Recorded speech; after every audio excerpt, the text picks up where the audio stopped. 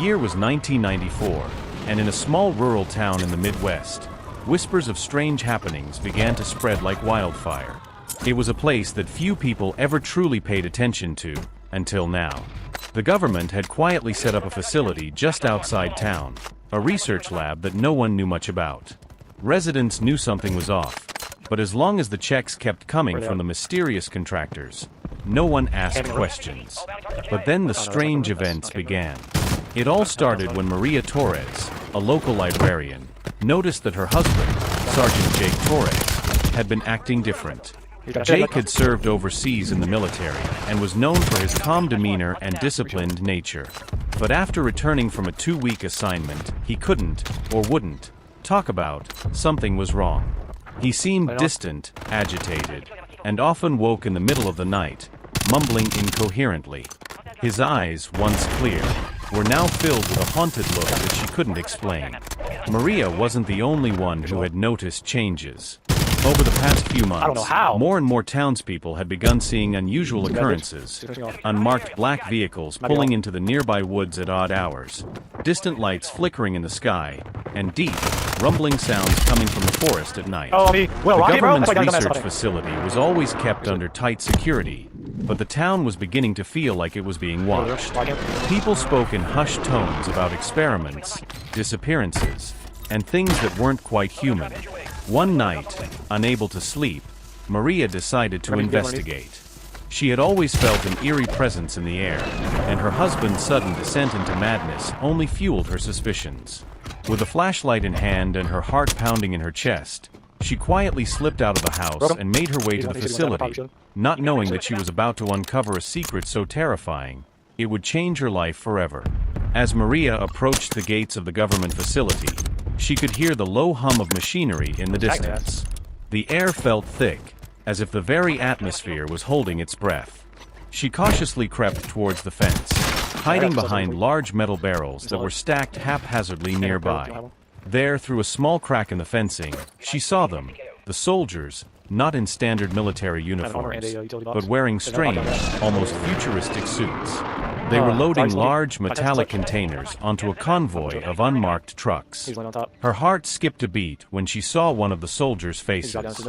It wasn't human. His skin was pallid, almost translucent, and his eyes gleamed with an unnatural glow. She blinked, unsure if her eyes were deceiving her, but when she looked again, the creature was gone. That's when the true horror began. Maria's instincts kicked in, and she ran back to the town, but the nightmare had only just begun. The following days were filled with confusion, fear, and paranoia.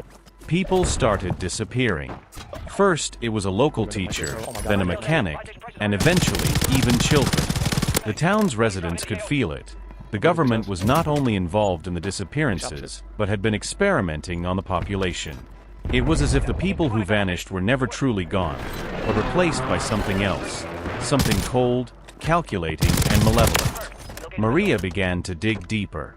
She made contact with one of Jake's former comrades, a man named Henry, who had been stationed at the same base in the Middle East during their service. Henry was terrified. He confessed that the military had been working on a project to create the perfect soldier, one that had the physical strength of a beast but the intellect of a machine.